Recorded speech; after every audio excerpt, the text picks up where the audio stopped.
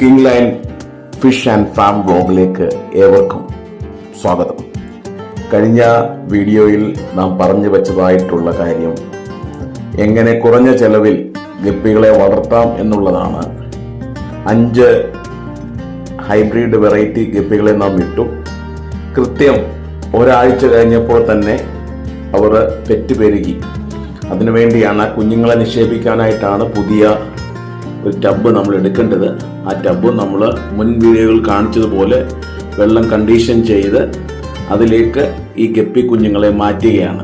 കാരണം ഗപ്പി കുഞ്ഞുങ്ങളെ മാറ്റിയിട്ടില്ലെങ്കിൽ ഈ കുഞ്ഞുങ്ങളെ തിന്നുന്ന ഒരു പ്രവണത ഗപ്പികൾക്കുണ്ട്. അത് മാത്രമല്ല, നന്നായി വളർത്തുവാനും നല്ല ആഹാരം കൊടുത്ത് വളർത്തിയെടുക്കുവാനും അതിന് വേറെ ക്രോസ് ബ്രീഡിംഗ് ഒന്നും ഉണ്ടാകാതെ കറക്റ്റ് നിലയിൽ തന്നെ അതിനെ മുന്നോട്ട് കൊണ്ടുപോകാനും ഒക്കെ ഇത് സഹായിക്കും.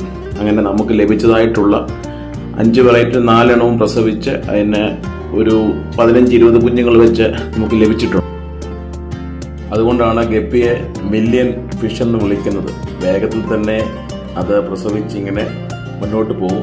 1 മാസത്തിനുള്ളിൽ വീണ്ടും അടുത്ത ഒരു സ്റ്റോക്ക് ഉണ്ടാവുമെന്ന് പ്രതീക്ഷിക്കുന്നു. നല്ല ഫുഡൊക്കെ കൊടുത്തു കഴിഞ്ഞാൽ തീർച്ചയായിട്ടും ഇനി ഇതുങ്ങളെ വളർത്തി വൃത്തിയാക്കി നമ്മൾ അടുത്ത ഒരു ബാച്ചായിട്ട് മാറ്റണം. അതൊരു 2 മാസം കൊണ്ട് നമുക്കത് വിൽപ്പനയ്ക്കായിട്ട് അല്ലെങ്കിൽ തുടർന്നുള്ള വേറെ ബ്രീഡിങ്ങിന് വേണ്ടി മാറ്റാൻ സാധിക്കും.